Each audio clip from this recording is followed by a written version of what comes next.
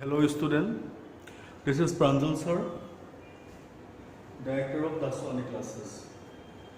যোৱাকালি যেটো মই লেকচাৰ্ছ দিছিলোঁ তাত মই ৱৰ্ক এনাৰ্জি পাৱাৰ চেপ্টাৰটোৰ পৰা মই গোটেই বস্তুখিনি আপ টু পটেঞ্চিয়েল এনাৰ্জিলৈকে মই পঢ়িছিলোঁ, ঠিক আছে। তাত মই তোমালোকৰ ৱৰ্ক কি আছিলে, টাইপছ অফ ৱৰ্কছ আছিলে, তাৰপিছত তাৰ various constant force, variable force, rectangular component, তাৰপিছত তোমাৰ ইউনিট, কাইনেটিক এনাৰ্জি, তাৰপিছত কেলকুলাছ মেথড, ৱৰ্ক এনাৰ্জি থিয়ৰিয়ম, তাৰ কেলকুলাছ মেথড আৰু গৈ পেলাই পটেঞ্চিয়েল এনাৰ্জিলৈকে গোটেই বস্তুখিনি আমি তাত পঢ়িলোঁ, ঠিক আছে। তো আজিৰ ক্লাছত আমি পটেঞ্চিয়েল এনাৰ্জিৰ পৰা আপ টু কলিজনলৈকে গোটেই কণ্টেণ্টখিনি আমি শেষ কৰিব যাম এই লেকচাৰটো, ঠিক আছে। তো পোনপ্ৰথমে ফাৰ্ষ্ট টপিকটো আছিলে যে মেকানিকেল এনাৰ্জি। তো মেকানিকেল এনাৰ্জি কি আছিলে? It is the mechanical energy is equal to it is the total kinetic energy plus potential energy, ঠিক আছে। কাইনেটিক এনাৰ্জি আৰু পটেঞ্চিয়েল এনাৰ্জি টোটেলটোৱে কি হৈ আছিলে? Mechanical energy. তো বডি এটা যেতিয়া এজ এ হোল ভাৰ্টিকেল মোশ্যনত থাকে, যেতিয়া বডি এটা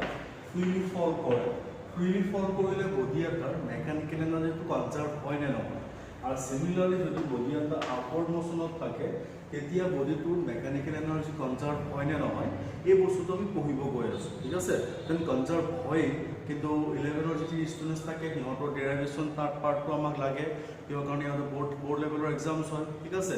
আৰু ড্ৰপাৰ্ছৰ কাৰণে সেইটো ডেৰাইভেশ্যন ইমান ইম্পৰ্টেণ্ট নহয়, তথাপিতো এপাক চাই ল'বা, ঠিক আছে। কনচেপ্টটো ক্লিয়াৰ হৈ থাকিব। তো মই ধৰি লৈছোঁ বডি এটা কনচিডাৰ কৰিছোঁ,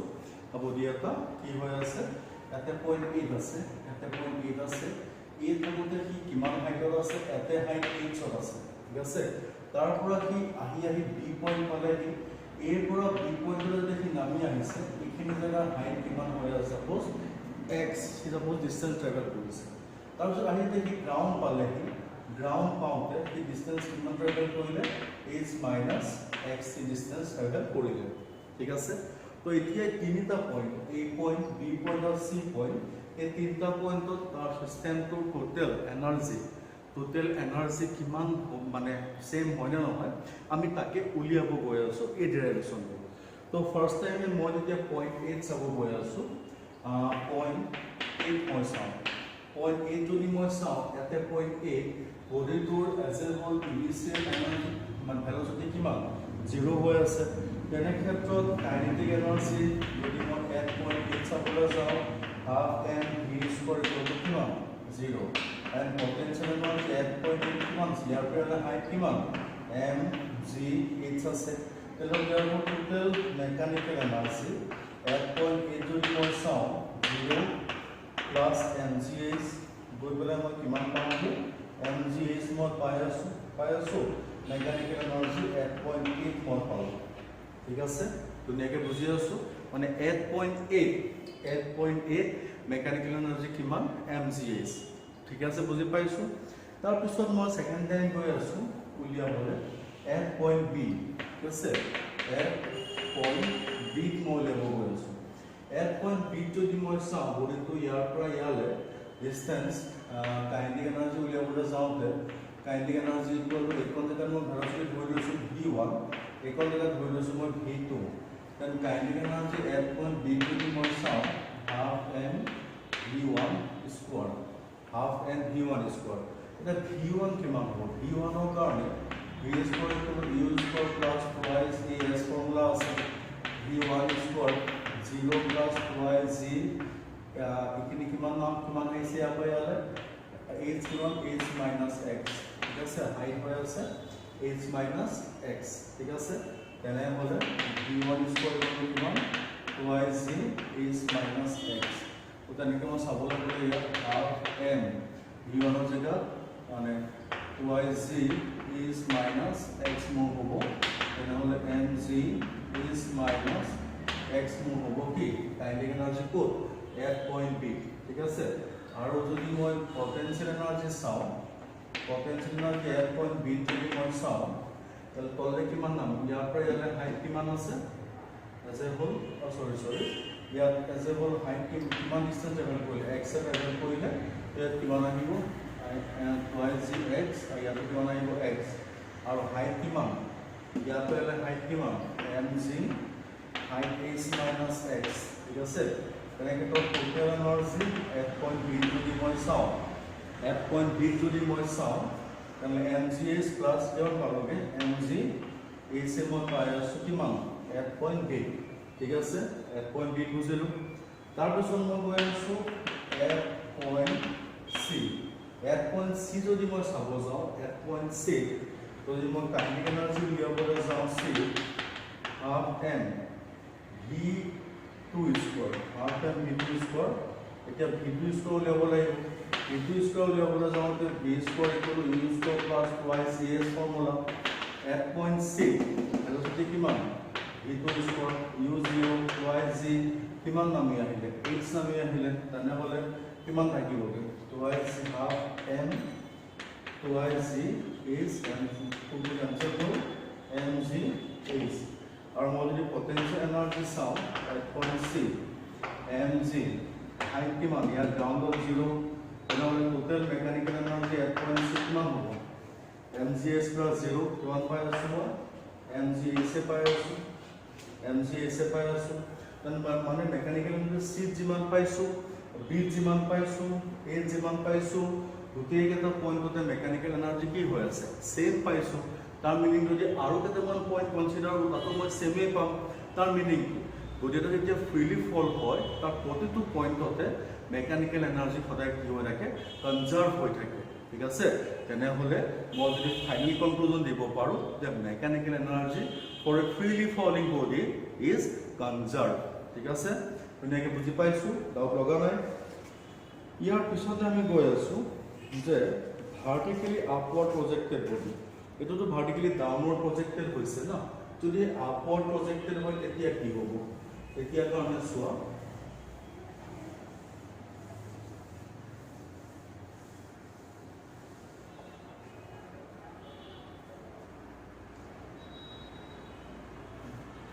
ধৰিলছো এখন সাৰফেস কনসিডাৰ কৰিছো বডিটো ইয়াত আছে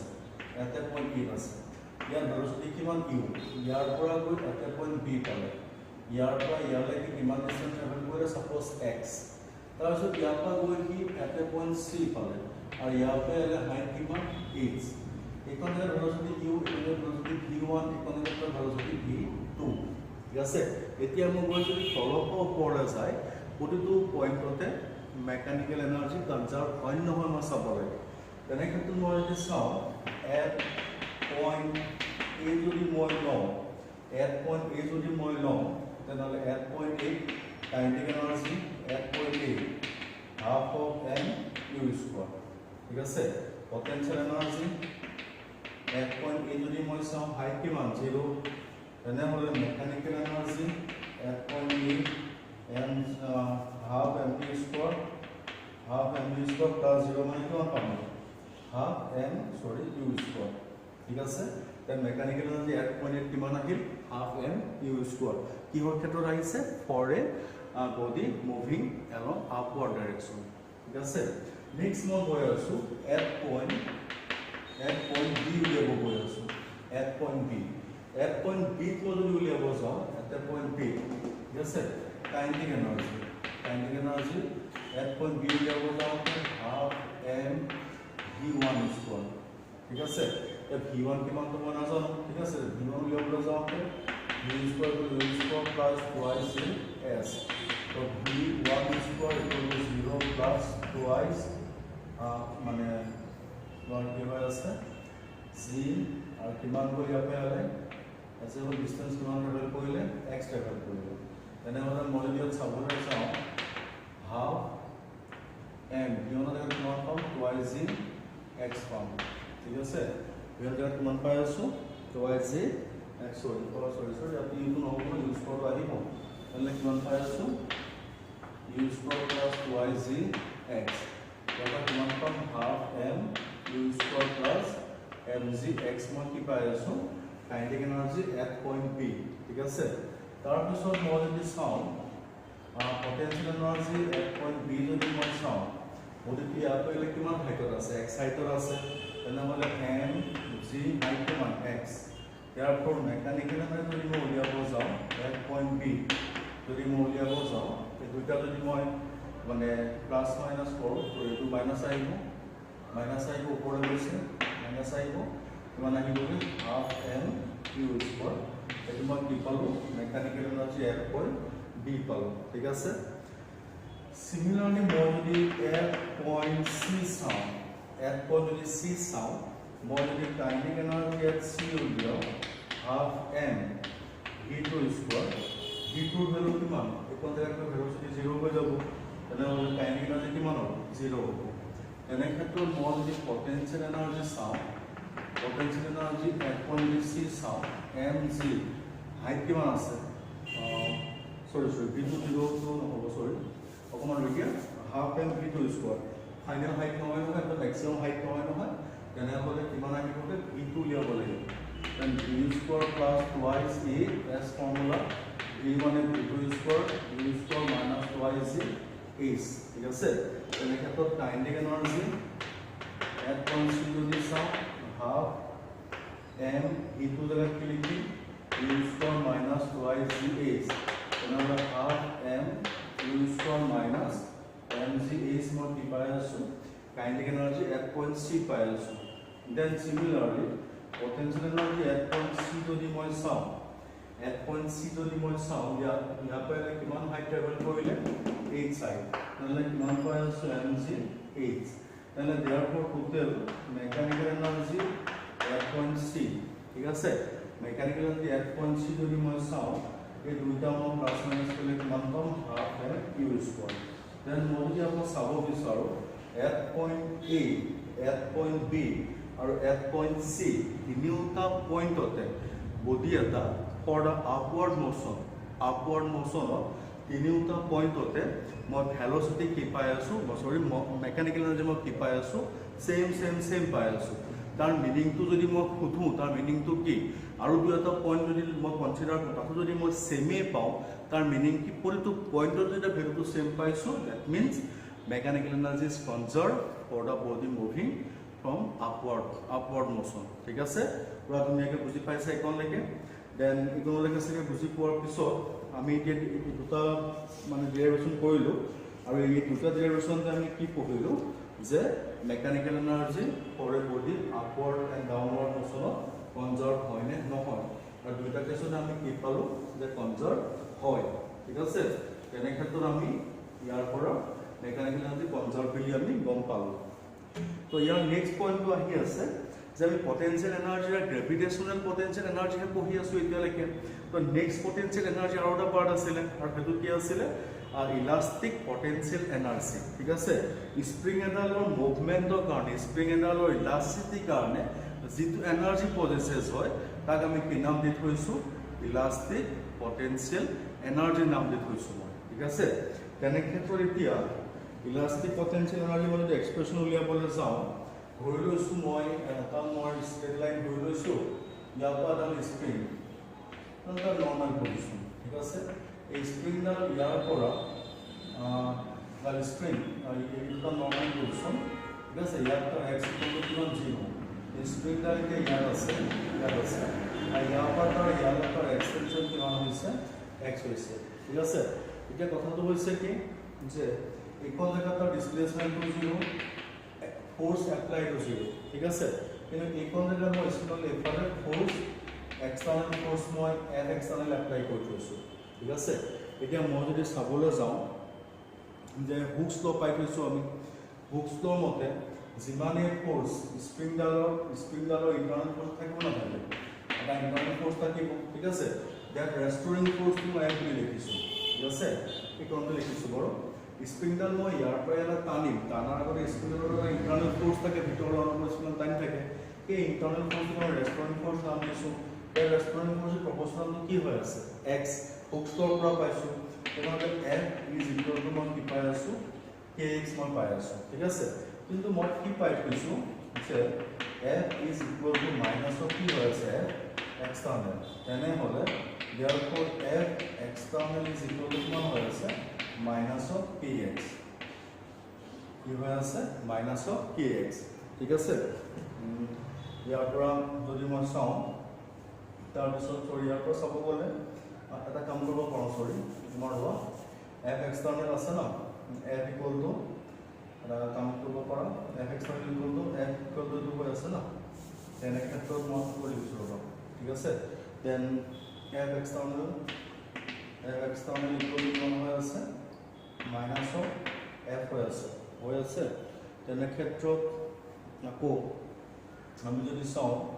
ইয়াৰ পৰা ঠিক আছে আমি লিখিব পাৰিম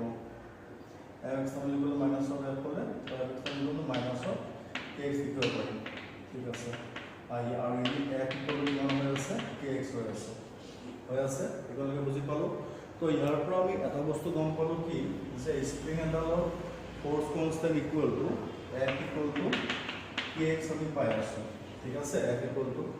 এতিয়া কথাটো হৈ আছে কি এটো বস্তু মই ইনে ফোর্সটো উলিয়াই লৈছো স্প্ৰিং ফোৰ্সটো তো আমাৰ এতিয়া মেইন এইমটো কি আছিল যে ইয়াৰ পৰা আমি ইলাস্টিক পটেনশিয়াল এনাৰ্জি এক্সপ্ৰেশনটো আমি উলিয়াব লাগে ঠিক আছে ইয়াৰ পৰা আমি ইলাস্টিক পটেনশিয়াল এক্সপ্ৰেশনটো উলিয়াব লাগে উলিয়াবলৈ যাওঁতে প্ৰথম কথা ধৰিছো স্প্ৰিংডাল ইয়াৰ পৰা ইয়ালে ইনিশিয়ালি তাৰ dx তাৰ ডিসপ্লেসমেন্ট হৈছে আৰু সেই সময়ত তাৰ ওয়ার্ক ডান যিখিনি হৈছে কি সাপোজ dw তাহলে dw work done is equal to f কি পাই আছো dx f ডট dx তো f dx cos কিমান হৈ আছে 0 ডিগ্ৰী ঠিক আছে f 0 ডিগ্ৰী হৈ আছে মানে ইয়াৰ পৰা f dx পালো f মানে কি পাই আছো kx পাই আছো kx dx এটো মই কি পালো dw ওয়ার্ক ডান পালো কিন্তু আমাক এতিয়া ওয়ার্ক ডান ইয়াৰ পৰা লাগে কোলেকে ইয়াৰ লাগে তো ইয়াত x ইকুয়াল টু 0 কিন্তু ইয়াত x ইকুয়াল টু কিমান x হয় মানে টোটাল ওয়ার্ক ডান লাগে w equal to integration dw equal to কি হৈ আছে 0 to x kx dx ঠিক আছে তাহলে k যদি বাহিৰলৈ উলিয়ালো আমি ইয়াৰ পৰা ইন্টিগ্ৰেশন x dx আহিল তেনেহলে k x² 2 0 to x ঠিক আছে তাৰপিছত যদি মই চাবলৈ যাওঁ w equal to k x² 2 মোক দিয়া আহিব এক্সপ্ৰেশন আহিব মানে half of k x² আৰু এইখিনিয়ে গৈ পেলাই potential energy u equal to half of kx² হিচাপে কি হ'ব স্প্ৰিংডালত ষ্ট'ৰ হ'ব মানে স্প্ৰিংডালৰ যদি মোক পটেনশিয়াল এনাৰ্জি কিমান সোধে তেন স্প্ৰিংডালৰ পটেনশিয়াল এনাৰ্জি কিমান হৈ আছে half of kx² ঠিক আছে ইকোনমিক্স থেকে ভালকে বুজিছা ইয়াৰ পিছত সৰু দুটা পইণ্ট আছে সৰু দুটা পইণ্ট মানে কি আৰু স্প্ৰিং কনস্ট্যান্ট এই স্প্ৰিং কনস্ট্যান্টৰ কাক কয় এই যেডাল মই স্প্ৰিং কনসিডাৰ কৰিলো স্প্ৰিংডাল কনসিডাৰ কৰোতে মই স্প্ৰিংডালৰ ফোৰ্স কিমান পাইছো f equal to kx পাইছিলো আৰু k equal to কি হৈ আছে f by x আছে এই k টো আমি কি বুলি কওঁ স্প্ৰিং কনস্ট্যান্ট ঠিক আছে k টো আমি কি নাম লিখৈছো স্প্ৰিং কনস্ট্যান্ট আকৌ সিমিলাৰলি মই এটা k ৰ ডেফিনেশন কোতে k কি হৈ আছে ফোর্স পার ইউনিট ডিসপ্লেসমেন্ট ঠিক আছে তাকে আমি কি বুলি কৈছো মানে স্প্ৰিং কনস্ট্যান্ট যদি এসআই সবলে যোৱা কিমান হ'ব নিউটন পাৰ মিটাৰ আৰু ডাইমেনশন অফ k উলিয়াব যোৱা মানে কিমান আহিব m1 হয়নে ইয়াত m1 l1 t - 2 বাই l তেনেহলে কিমান হ'ব l0 t - 2 ঠিক আছে তেনেহলে m1 l0 t - 2 কি হৈ আছে স্প্ৰিং কনস্ট্যান্টৰ তোমাৰ মানে ডাইমেনশনাল ফৰ্মুলা ঠিক আছে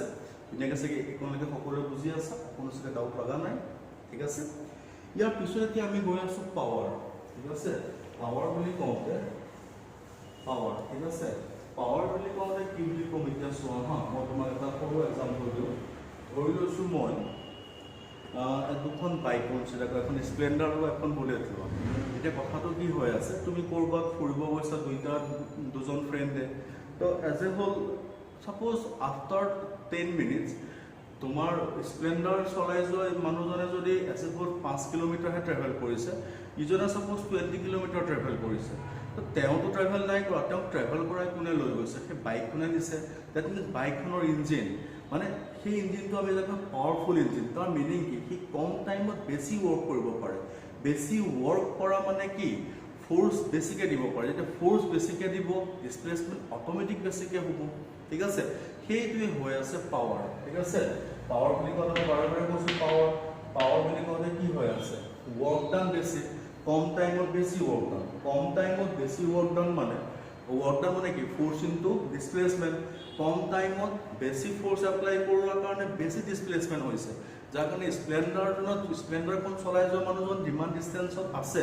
যিমান ডিষ্টেঞ্চ ট্ৰেভেল কৰিছে, বুলেট চলাই যোৱা মানুহজনে তাতকৈ বেছি ডিষ্টেঞ্চ ট্ৰেভেল কৰিছে। ধৰিব পাৰিছেনে? সেইটোৱে হৈ আছে একচুৱেলি পাৱাৰ। তো এনেই ডেফিনেশ্যন চাবলৈ গ'লে আমি কি বুলি কৈ আছোঁ? Rate at which work is ডান। ঠিক আছে, rate at which work is done, that means ক'বলৈ গ'লে পাৰ টাইমৰ এগেইনষ্টত,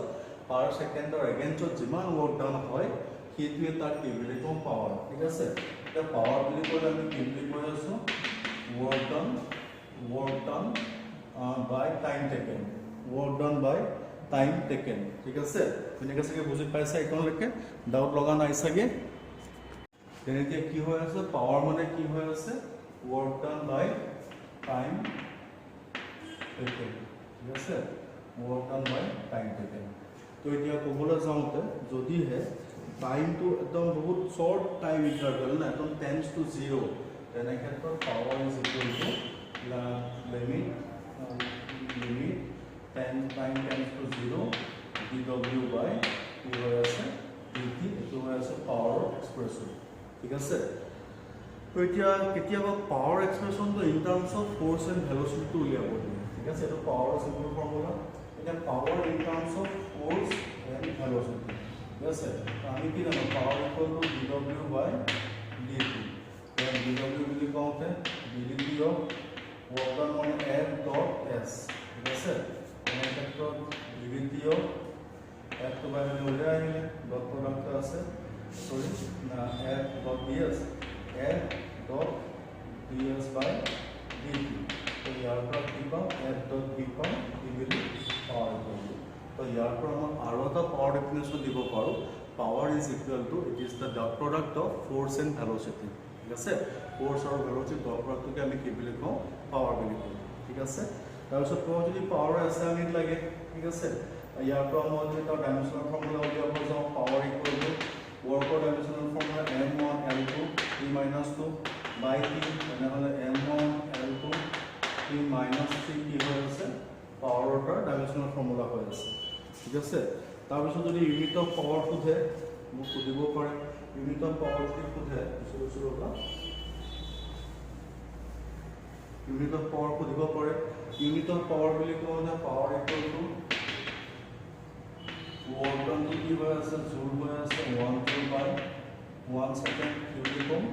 1 ৱাট বুলি ক'ম। এতিয়া তোমাক পৰীক্ষাটো দিব পাৰে, বোৰ্ড লেভেল এক্সামত হোৱাট ইজ 1 ৱাট। 1 ৱাট কি হৈ আছে? এই 1 joule of work is done in 1 second, then the power is said to be 1 watt. ঠিক আছে, if 1 joule of work is done in 1 second, then power is said to be 1 watt. ঠিক আছে, ধৰ পাইছে একেলগে। তাৰপিছত তাৰ CGS ইউনিট যদি মই চাওঁ, সদায় R হ'ব, হৈছে। তাৰপিছত এইটোতো ৱাটটোতো সদায় স্মল ইউনিট হা। কেতিয়াবা তোমাক পৰীক্ষাত বিগাৰ ইউনিটটো সুধিব পাৰে। বিগাৰ ইউনিট বুলি ক'লে একচুৱেলি কি হৈ আছে? Kilowatt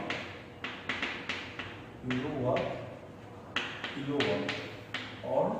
megawatt। ঠিক আছে, megawatt m1। ঠিক আছে, কি হৈ আছে? কিলোৱাট or megawatt হৈছে। আৰু practical unit of power, practical ইউনিটটো কি বুলি কয়? Horse power. 1 horse power equal to 746 watt. ঠিক আছে, হৰ্চ পাৱাৰটো আমি জেনেৰেলি কি হয়? আমাৰ ঘৰত পানী মটৰ থাকে নহয়, তাত তোমালোকে কোৱা শুনা চাগে 1 HP motor, 2 HP motor, half HP motor. That means 1 HP motor is equal to সেই সময়ত সি 746 ৱাট পাৱাৰ ইউজ কৰে 1 ছেকেণ্ডত। ঠিক আছে, এইটো হৈ আছে হৰ্চ পাৱাৰ। তাৰপিছত commercial unit of power, commercial ইউনিটটো কি বুলি কয়? Kilowatt hour or BOT, board of trade. ঠিক আছে, কিলোৱাট আৱাৰ বুলিও কয়, নহ'লে কি বুলি কয়? বোৰ্ড অফ ট্ৰেড বুলিও কয়। ঠিক আছে, এতিয়া মই যদি চাবলৈ যাওঁ 1 কিলোৱাট আৱাৰ মানে 1 কিলোৱাট ইনটু 1 আৱাৰ।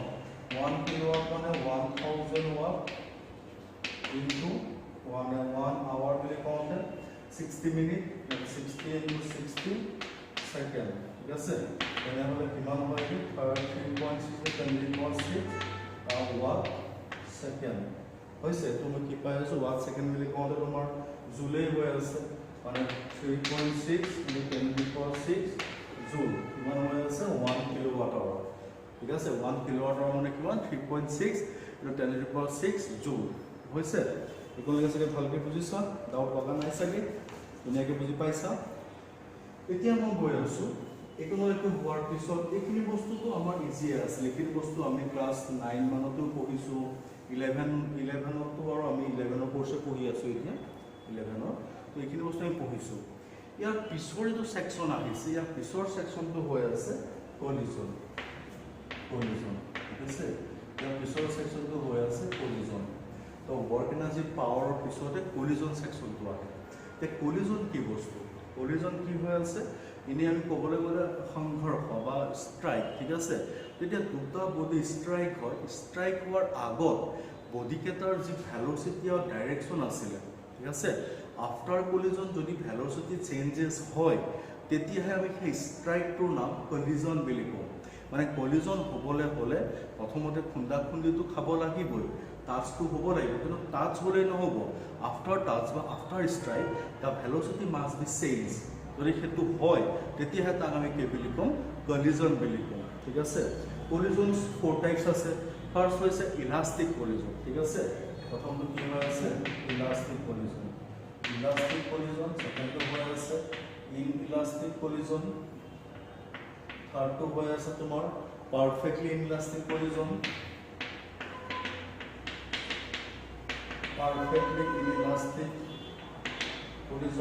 আৰু ফ'ৰ্থ নম্বৰটো তোমাৰ হৈ আছে যে হ'ল ছুপাৰ ইলাষ্টিক আৰু এক্সপ্ল'চিভ কলিজন আছে এক্সপ্ল'চিভ কলিজন ঠিক আছে ইলাষ্টিক কলিজন কাক কয় ইলাষ্টিক কলিজন বুলি কওঁতে ইলাষ্টিক কলিজনত বডিটোত বিফ'ৰ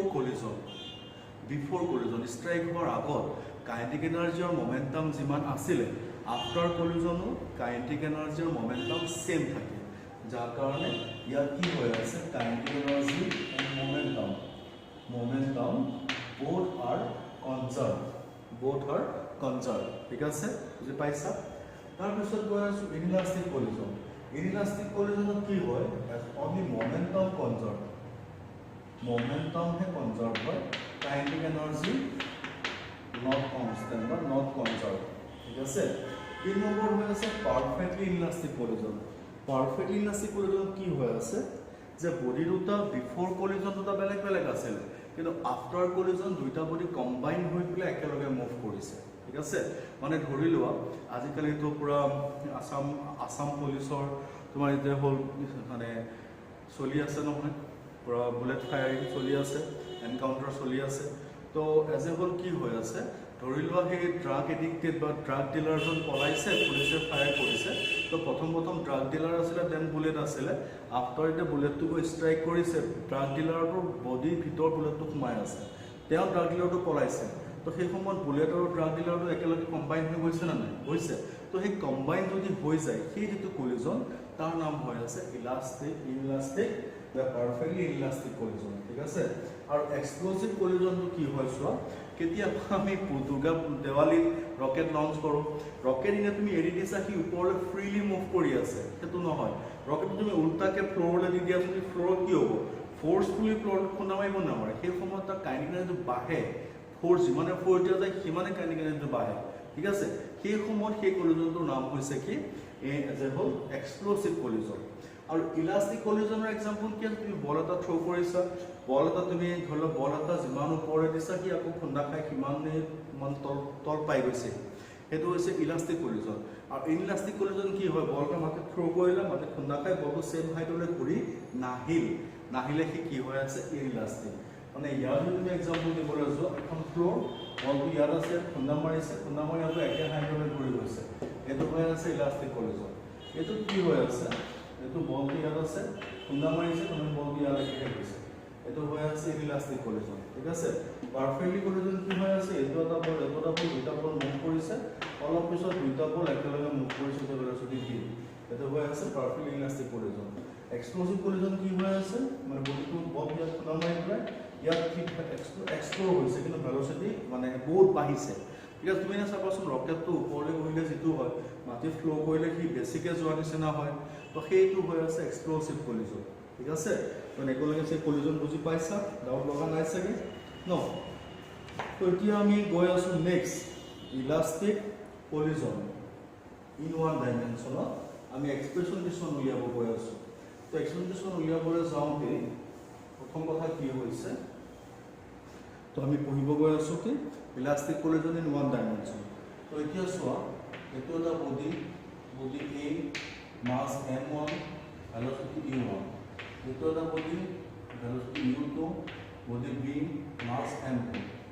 দুইটা ষ্ট্ৰাইক কৰিছে ষ্ট্ৰাইক কৰাৰ পিছত ইয়াৰ velocity v2 year velocity v1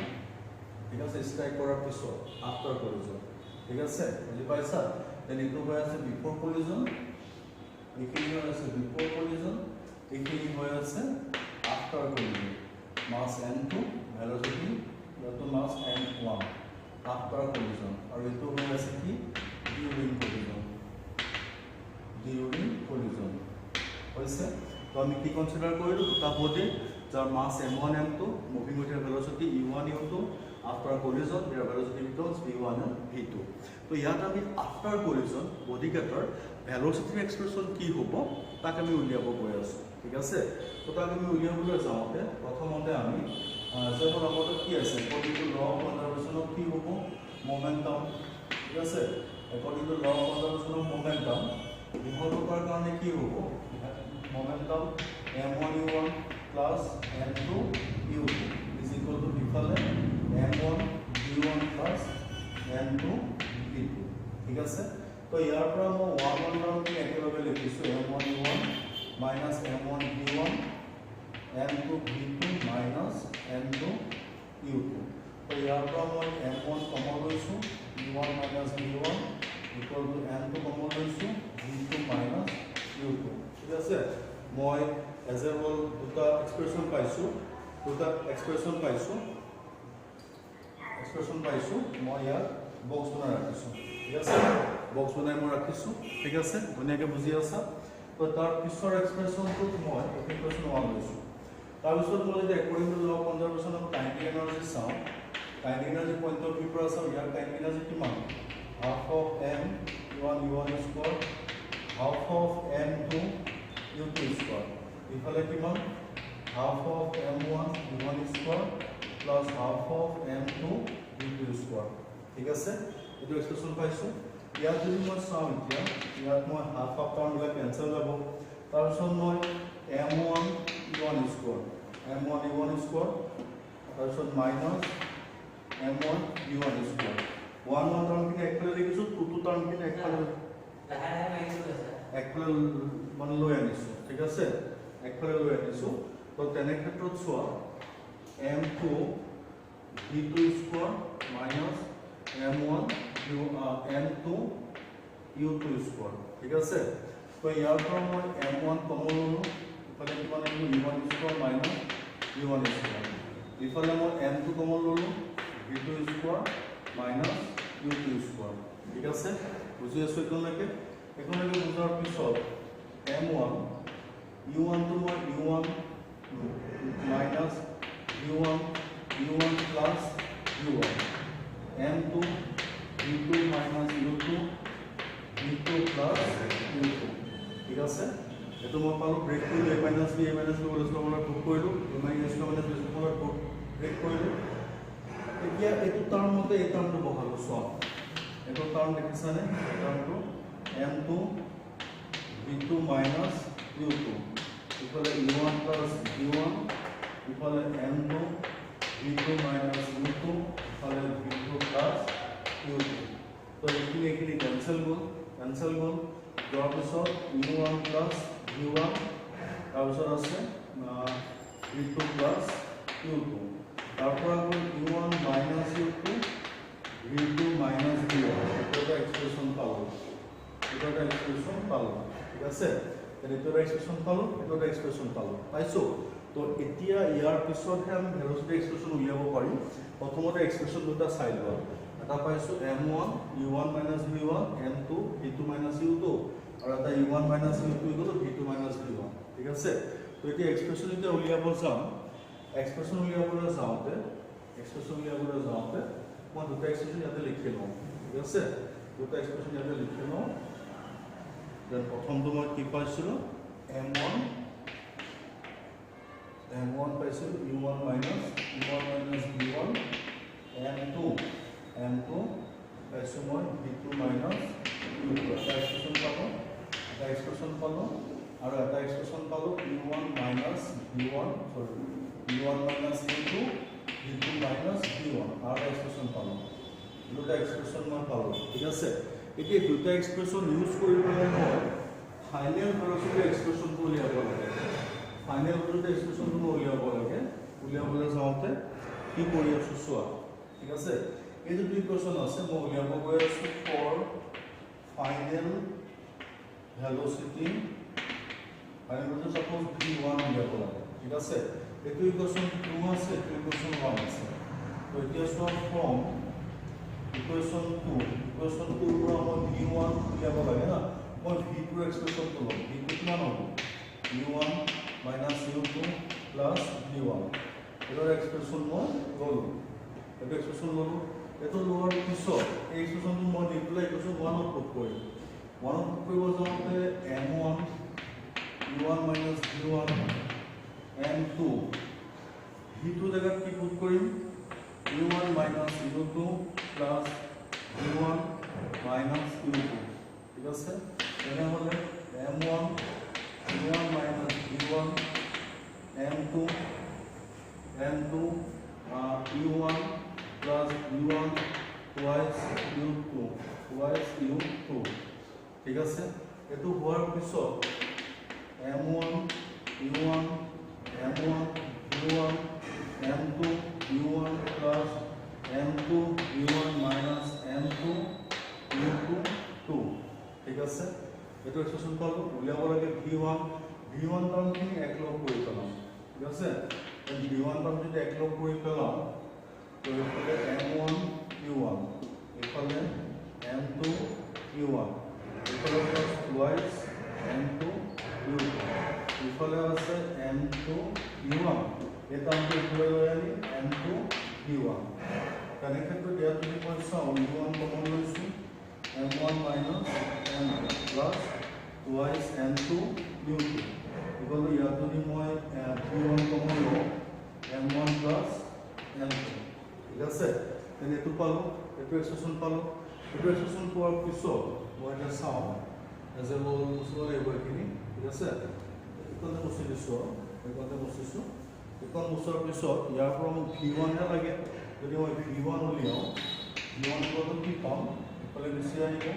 m1 minus m2 by m1 plus m2 ঠিক আছে আগত কি আছে u1 plus twice m2 u2 by m1 plus m2 এইটো হৈ আছে এক্সপ্ৰেছন v1 equal to এইটো পাই আছোঁ মই ঠিক আছে এতিয়া যদি এইটো হৈ গ'ল ইয়াৰ পিছত যদি মোক v2 এক্সপ্ৰেছন লাগে v2 এক্সপ্ৰেছন উলিয়াবলৈ যাওঁতে v2 equal to ইয়াত য'ত 1 আছে তাত তুমি 2 দিবা ঠিক আছে মানে m2 minus m1 by plus of 7 থাকিব হৈ আছে এফালে u2 plus twice m1 u1 by m1 plus m2 এইটো হৈ আছে কি মোৰ এক্সপ্ৰেছন v2 হৈছে বুজি আছোঁ তো এজ এ হ'ল ইয়াৰ পৰা মই এতিয়া v1 দুটা ফাইনেল এক্সপ্ৰেছন উলিয়াই দিলোঁ এক্সপ্ৰেছন দুটা কি কি আছে v1 equal to m1 minus m2 by m1 plus m2 plus u1 plus twice m2 u2 by m1 plus m2 সিমিলাৰলি যদি মোক v2 লাগে v2 কিমান হৈ আছে m2 minus m1 by m1 plus m2 v2 u2 plus twice m1 u1 by m1 plus m2 মোৰ expression কি হৈ আছে v2 হৈ আছে দেন মই ইয়াৰ পৰা v1 আৰু v2 মোৰ এক্সপ্ৰেছন দুটা উলিয়াই ধুনীয়াকৈ দেখালোঁ ঠিক আছে ধুনীয়াকৈ চাগে বুজি পাই আছা তোমালোকে ডাউট চাগে একদমেই লগা নাই ঠিক আছে দেন একলৈকে হোৱাৰ পিছত মই নেক্সট গৈ আছোঁ স্পেচিয়েল কেছ কেইটামান চাবলৈ ঠিক আছে স্পেচিয়েল কেছ কি হৈ আছে চোৱা এই যদি এক্সপ্ৰেছন এটা উলিয়ালোঁ উলিওৱাৰ পিছত মই চাই আছোঁ স্পেচিয়েল কেছ যদিহে এইখিনি মই মুচি দিছোঁ এইখিনি কাম নাই আৰু এতিয়া এইখিনি মই মুচি দিছোঁ যদিহে বডি দুটা মাছেছ ইকুৱেল হয় ঠিক আছে মাছেছ যদি ইকুৱেল হয় if m1 equal m2 equal যদি m হয় যদি ইকুৱেল মাছেছ হয় তেতিয়া কি হ'ব তেতিয়া v1 ভেলোচিটি ইকুৱেল টু কাৰ হ'ব u2 হ'ব মানে ইহঁত দুটাৰ ভেলোচিটি দুটা কি হ'ব এক্সচেঞ্জ হৈ যাব ভেলোচিটি এক্সচেঞ্জ হৈ যাব v1 ইকুৱেল কি হ'ব u2 হ'ব আৰু v2 ইকুৱেল টু কি হৈ যাব u1 হৈ যাব এইটো কেতিয়া হ'ব যেতিয়া এইটো হ'ব m1 equal to m2 equal to m হ'ব ঠিক আছে বুজি পাইছোঁ তাৰপিছত নম্বৰ 2 স্পেচিয়েল কেছ কি হয় যদিহে মই ইয়াৰ চব ডিৰাইভেশ্যন কৰি দিছোঁ মই নোটছটো মই লিংকত দি দিম ঠিক আছে তোমালোকে ডাউনলোড কৰি ল'বা নোটছটো এতিয়া মই কৈ গৈছোঁ আৰু যদিহে ইনিচিয়েলি এইটো বডি ৰেষ্টত থাকে যদি ইনিচিয়েলি এইটো বডি ৰেষ্টত থাকে তেতিয়া কি হ'ব যদি ৰেষ্টত থাকে তেনেহ'লে v1 equal to m1 minus m2 by m1 plus m2 ঠিক আছে ইনটু u1 এইটো কি হ'ব যাব ঠিক আছে তো ঠিক আছে তেনেহ'লে v2 কিমান হ'ব v2 কিমান হ'ব twice m1 u1 বাই m1 প্লাছ m2 এইটো কি হ'ব v2 হ'ব ঠিক আছে ধুনীয়াকৈ চাগে বুজিছে একলৈকে আৰু যদিহে special case 3 number special case যদিহে m1 ইকুৱেল টু m2 আৰু m1 ইকুৱেল m2 দুটা মান যদি m ইকুৱেল হয় u যদি 0 হয় মানে কম্বাইন ফৰ্ম এটা যদি কম্বাইন ফৰ্ম হয় তেতিয়া v2 ইকুৱেল টু কিমান হ'ব u1 হ'ব আৰু বেলেগ একো নোলায় আৰু সেই সময়ত ঠিক আছে যদিহে কেতিয়াবা কি হৈ আছে m1 mass to very greater than m2 হয় আৰু লগতে u2 যদি ৰেষ্টত থাকে হ'ব পাৰে m1 ৰ মাছ বহুত বেছি হ'ব পাৰে তেতিয়া কি হ'ব v2 is equal to twice of u1 ঠিক আছে কিমান হৈ আছে twice of u1 আৰু কেতিয়াবা এনেকুৱা হ'ব পাৰে ঠিক আছে m1 very less then m2 and u2 is 0 তেতিয়া তোমাৰ কি হৈ আছে v2 ইকুৱেল টু কি হ'বগে অলমোষ্ট v2 কি হ'বগে 0 হ'বগে ঠিক আছে এইকেইটা তোমাৰ স্পেচিয়েল কেছ এইকেইটা বুজাই দিলোঁ ঠিক আছে আকৌ এবাৰ কৈছোঁ m1 ইকুৱেল টু m2 যদি m হয় v1 equal two u2 v2 equal to u1 আৰু u2 যদি 0 হয় তেতিয়া v1 এইটো হ'ব v2 এইটো হ'ব আৰু যদিহে মাছ এটা ইকুৱেল হয় আৰু u2 0 হয় তেনেহ'লে v2 ইকুৱেল টু u1 হ'ব আৰু কেতিয়াবা মাছ যদি ভেৰি গ্ৰেটাৰ দেন m2 হয় m1 টো আৰু u2 যদি 0 হয় তেনেহ'লে v2 equal to twice of u1 হ'ব আকৌ কেতিয়াবা m1 very less then m2 হয় u2 যদি 0 হয় তেতিয়া v2 ইকুৱেল টু কি হ'ব 0 হ'ব ঠিক আছে তো এইকেইটা হৈ আছে তাৰ স্পেচিয়েল কেছ কেইটা এইগুলো চাগে বুজিলা এইগুলোকে ডাউট নাই এতিয়া ইয়াৰ পিছত এতিয়া আমি গৈ আছোঁ নেক্সট এটা টপিক এটা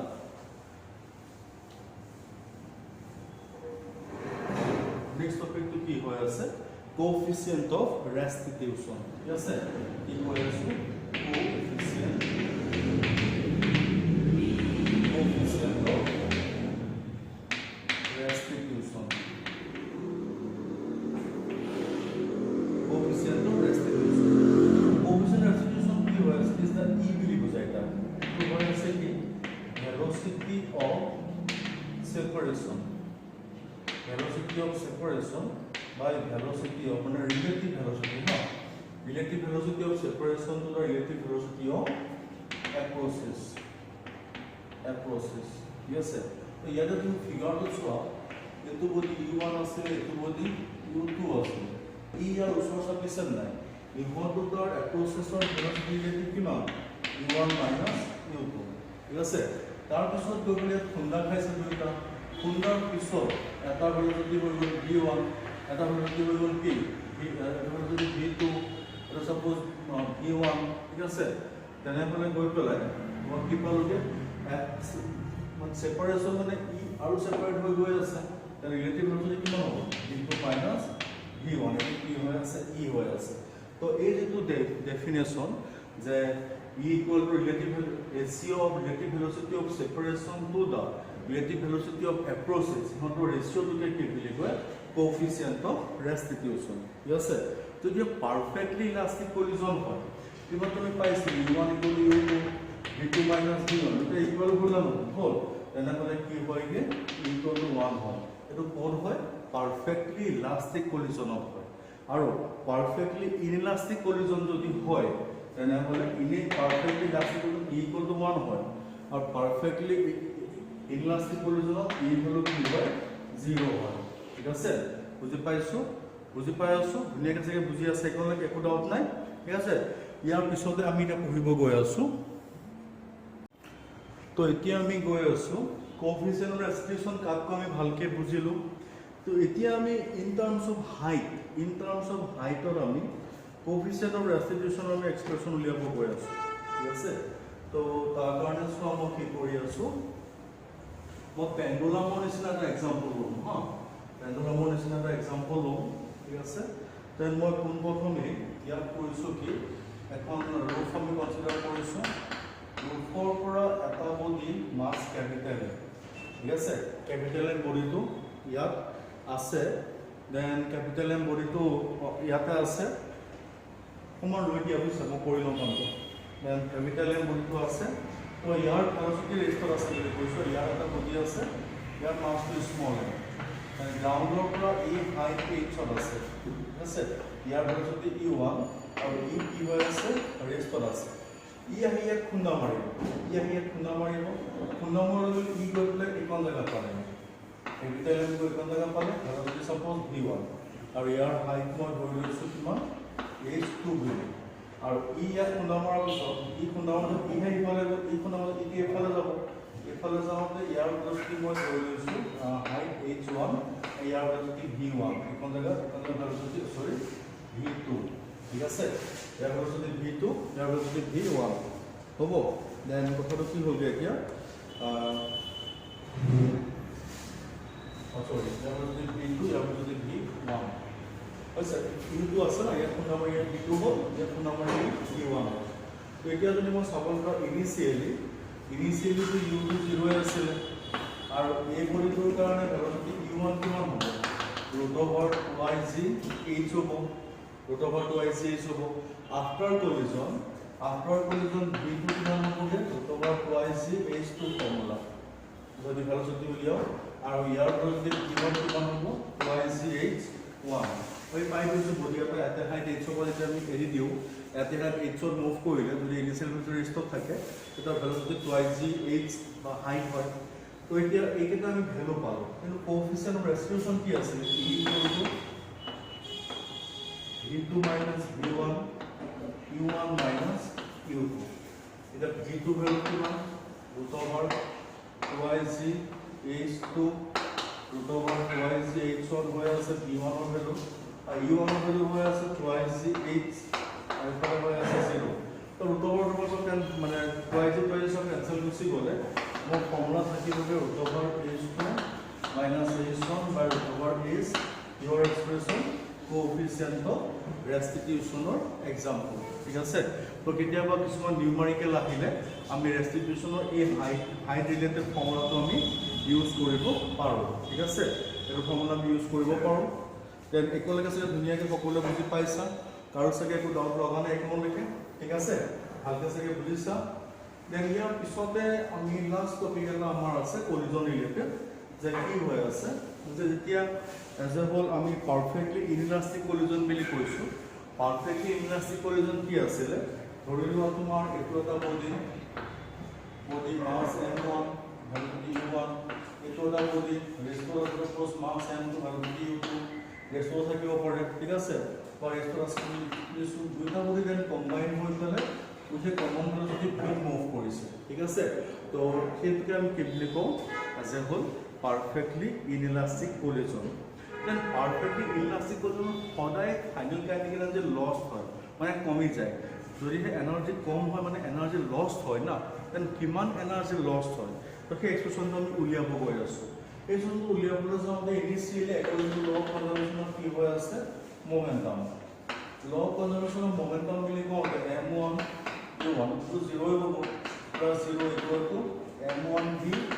n2 v মানে m1 m2 হৈছে ইয়াৰ পৰা v কিমান পাম m1 u1 by m1 plus m2 এইটো কম্বাইন্ড ভেলোসিটিৰ এক্সপ্ৰেছন আফটাৰ কলিজন ঠিক আছে ইকুৱেলকে ভালকে বুজি পাইছা ডাউট লগা নাই চাগে দেন ইকুৱেলকে বুজাৰ পিছত মলকে নেক্সট চোৱা যে kinetic energy initial kinetic energy মই এটা ইনিশিয়াল কাইনেটিক এনাৰ্জি যদি মূল্য বুজাও initial kinetic energy half of m1 u1 square equal to 9k equal to 0 আমরা ফাইনাল কাইনেটিক এনার্জি মূল্য বুজাও half of m1 plus m2 equal to v square ঠিক আছে তো এতিয়া মই দুইটা যদি রেশিও লও কাইনেটিক এনার্জি ফাইনাল বাই কাইনেটিক এনার্জি কি হয় আছে initial then final will count half m1 plus m2 v square half m1 u1 square cancel হৈ আছে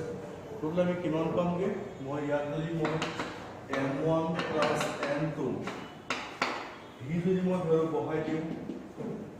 m1 square u1 square by m1 plus m2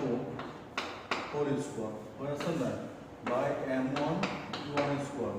এটা যদি হলো বহাই দিও সব কথা কই যাব গোবলে কি থাকিবগে m1 by সব কথা কই যাব m1 by m1 plus m তোমালে এটো তো কথা কই রাখি লিখনি কাটি কই যাব বাকি সব ক্যান্সেল যাব এটো কি হয় আছে final by initial kinetic energy then final kinetic energy equal to কিমান হবে m1 by m1 plus m2 into কি হয় আছে কাইনেটিক এনার্জি ইনিশিয়াল এটো মই কি পালোগে ফাইনাল কাইনেটিক এনার্জি এক্সপ্রেশন পালোগে ঠিক আছে কিন্তু মই চাবলৈ যাও m1 এর ভ্যালু লেস হয় m1 plus m2 কে যদি লেস হয় তেনে হলে final kinetic energy always greater than কি হবে অলওয়েজ লেস দেন মানে ইনিশিয়াল কাইনেটিক এনার্জি মানে ইনিশিয়াল কাইনেটিক এনার্জি অলওয়েজ বেশি ফাইনাল কাইনেটিক এনার্জি অলওয়েজ কম তো ইয়াৰ পৰা মই কি গম পালো ইয়াত এনাৰ্জি লস হ'ব তে কিমান লস হ'ব ঠিক আছে এটা loss of kinetic energy loss of kinetic energy in change in kinetic energy উলিয়াব হলে সদায় ফাইনাল মাইনাস ইনিশিয়াল তো লস অফ কাইনেটিক এনাৰ্জি উলিয়াবলৈ যাওঁতে সদায় কি হ'ব kinetic energy initial minus kinetic energy final initial বুলি কওঁতে মই ইনিশিয়ালি লিখিছো কাইনেটিক এনাৰ্জি ইনিশিয়াল ফাইনাল বুলি কওঁতে এক্সপ্ৰেশনটো মই উলিয়াই থৈছো m1 by m1 plus m2 into initial kinetic energy তো এইখিনি ক্যালকুলেশন কৰিলে কি আহিবগে তোমাৰ m2 by m1 plus m2 এবাৰ কি আহিব ইনিশিয়াল কাইনেটিক এনার্জি ঠিক আছে তো এতিয়া মই যদি চাবলৈ যাওঁ ইনে initial kinetic energy মানে change in loss in kinetic energy equal to m2 by m1 plus m2 বরাবর আছে initial kinetic energy কিমান initial kinetic energy উলিয়াবলৈ যাওঁতে মানে initial kinetic energy মূল্যটো শূন্য হয় এফালে আছে half m1 u1 square তো এটা মই ফাইনালি লিখা half m1 m2 u1 square by m1 plus m2 এটো কি হয় আছে লস অফ এনার্জি ইমান পাই আছো half m1 m2 এটা পাইছা u1 square by m1 plus m2 এটো মই কি পালোগে perfectly inelastic collision as a energy কিমান লসেস হয় তার এক্সপ্রেশনটো মই উলিয়ালো ঠিক আছে ইকুৱেলকে ভালকে বুজি পালা ডাউট লগা নাই চাগে দেন ইয়াৰ পিছত আৰু টপিক এটা আছে কিন্তু আমি যিমান কৰিছো ওৱান ডাইমেনশনাল পঢ়িলো কিন্তু কলিজনটো টু ডাইমেনশনাল হ'ব পাৰে কলিজন টু ডাইমেনশন যদি হয় টু ডাইমেনশনাল কলিজন কেনেকে কি হ'ব পাৰে এক্সপ্ৰেশন এটা আমি উলিয়াই লওঁ আমাৰ numerical based on dimension to dimension কলিজনৰ পৰা ধৰি লওক যে কেৰেম বৰ্ডটো ইয়াত আছে ষ্ট্ৰাইকাৰ আছে ইয়াত ষ্ট্ৰাইক কৰিলে কি হ'ব এটা ইকুৱেল এটা ইকুৱেল যাব না যায় এই বস্তুটো হৈ আছে টু ডাইমেনশনাল কলিজন ঠিক আছে টু ডাইমেনশনাল কলিজন এতিয়া আমি গৈ আছো বুজিবলৈ যে এটো মাস m1 ইয়াৰ ভেলোচিটি q1 টু ৰেস্পত আছে ঠিক আছে ৰেস্পত আছে m2 ইয়াৰ কোন নাম হয় ইয়াৰ কোন নাম এইটো n2 এইটো কিমান আছে তাৰপিছত আফটাৰ কলিজন এটা বুলি এফালে আহিল আৰু এটা ইফালে গ'ল এটা আছিলে এক্সিছ অফ এক্সিয়েল প্লান তো এইফালে সব থিটা 1 কনসিডাৰ কৰি এইফালে গোটেই v1 ভেলোচিটি গ'ল এইফালে থিটা 2 কনসিডাৰ কৰি সপোজ v2 ভেলোচিটি গ'ল বুজি আছো কথাটো হ'ল কি যদি কি এফালে v2 ভেলোচিটি গৈছে ইয়াৰ ভেক্টৰ যোগ মই কৰোঁ এতিয়া মোৰ থিটা হ'ল এইটো থিটা হ'ব তেনেহ'লে ইয়াত হ'ব v2 cos of থিটা 2 আৰু এইফালে হ'ব v2 sin of থিটা 2 আৰু এইফালে যদি মই চাওঁ ভেক্টৰ যোগ কৰি এইটো হ'ল থিটা 1 তো এইফালে হ'ব v1 cos of থিটা 1 আৰু এইপিনে হ'ব v1 sin of থিটা 1 ঠিক আছে বুজি আছো ডাউট নাই তো এতিয়া মই যদি চাওঁ ইন x axis যদি মই চাওঁ x axis যদি মই চাওঁ x axis বিনা চাবলৈ গ'লে ইনিশিয়াল মোমেন্টাম কিমান আছে m1 v1 0 ইফালে কি আছে ইফালে m1 v1 cos of theta 1 plus m2 v2 cos of theta 2 এটো হৈ আছে হ'ল x axis of momentum conservation और similarly যদি কাইনেটিক চাওঁ ইফালে half of m1 v1 square is equal to half of m1 v1 cos of theta 1 whole square plus half of m2 v2 cos of theta 2 whole square এটো হৈ আছে kinetic energy conservation along x axis section কেটা চাই লও m1 v1 equal to m1 v1 cos theta 1 plus m2 v2 cos theta 2 और इफाले half of m1 v1 square equal to half of m1 v1 cos theta 1 whole square plus half of m2 v2 cos theta 2 whole square ঠিক আছে এটা আমি বুঝি পালো তো এতিয়া মই যদি y axis যাও in y axis চাবলৈ গলে in y axis যদি মই চাবলৈ যাও ইমানে সোয়া এইবোৰ তো y axis চলাই নাই কিয় that initial 0 after collision y axis কি আছে v1 sin theta 1 আছে মানে m1 v1 sin theta 1 কিন্তু এই যোন ভেলোচিটি এটা উল্টা দিশত আছে মানে m2 v2 sin of theta 2 এটো পালো y axis ত মোমেন্টাম কনজারভেশন ল এটো এটা এক্সপ্রেশন ঠিক আছে আর সিমিলারলি যদি মই কাইনেটিক এনার্জি চাও কাইনেটিক এনার্জি 0 y axis পটি যোৱাই নাই after collision half of m1 v1 sin theta 1 whole square minus half m2 v2 sin theta 2 to whole square eto kinetic energy conservation law ঠিক আছে তো as a whole two dimensional collision elastic collision kinetic energy law conservation or momentum conservation মই expression এটা মই লিখি দিলো ঠিক আছে তো এটা কথাটো হল এইকলতে আমাৰ চ্যাপ্টাৰটোৰ যিখিনি কন্টেন্ট দিয়া আছে গোটেইখিনি কন্টেন্ট আমাৰ শেষ হৈছে ঠিক আছে এতিয়া তোমালোকে এই কন্টেন্টখিনি একবাৰ ধুনীয়াকৈ ভিডিঅ'টো বহি চাই ল'বা ঠিক আছে ধুনীয়াকৈ মই সব বুজাই দিছোঁ ইয়াৰ ৰেসপেক্টিভ টু নোটছ মই দি দিম PDF কৰি পেলাই নোটছটো ডাউনলোড কৰি ল'বা প্ৰিণ্ট কৰা লিখি ল'বা লিখাৰ পিছত গোটেই নোটছটো একবাৰ পঢ়ি চাবা এইখিনি পঢ়াৰ পিছত ইয়াৰ যে পিছৰ ভিডিঅ' আছে তাত মই গোটেই নিট লেভেলৰ গোটেই কুৱেশ্যনছখিনি মই মানে 2012 পৰা 21 লৈকে নিটত যিমানখিনি কুৱেশ্যনছ আহিছে মই গোটেইখিনি সলভ কৰি পেলাই মই তোমালোকক দি দিম ঠিক আছে তোমালোকে গোটেই ভিডিঅ'খিনি চাবা ঠিক আছে নিউমেৰিকেলখিনি চাবা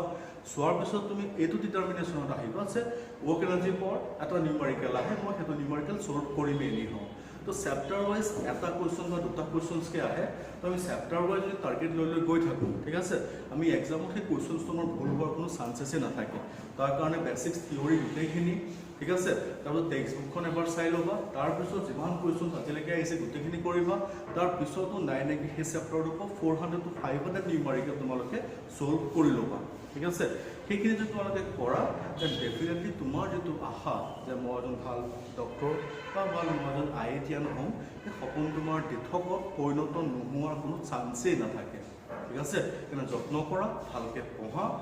ভালকৈ পঢ়া নিজৰ নগাঁওখনৰ নাম ভাৰত তথা অসমৰ ভিতৰত গৌৰৱান্বিত কৰা, ঠিক আছে, ঘৰখনৰ নাম উঠোৱা তোমালোকে, ঠিক আছে। সেই আশাৰে মই আজি ক্লাছটো ইয়াতে সামৰিছোঁ, ঠিক আছে, ধন্যবাদ।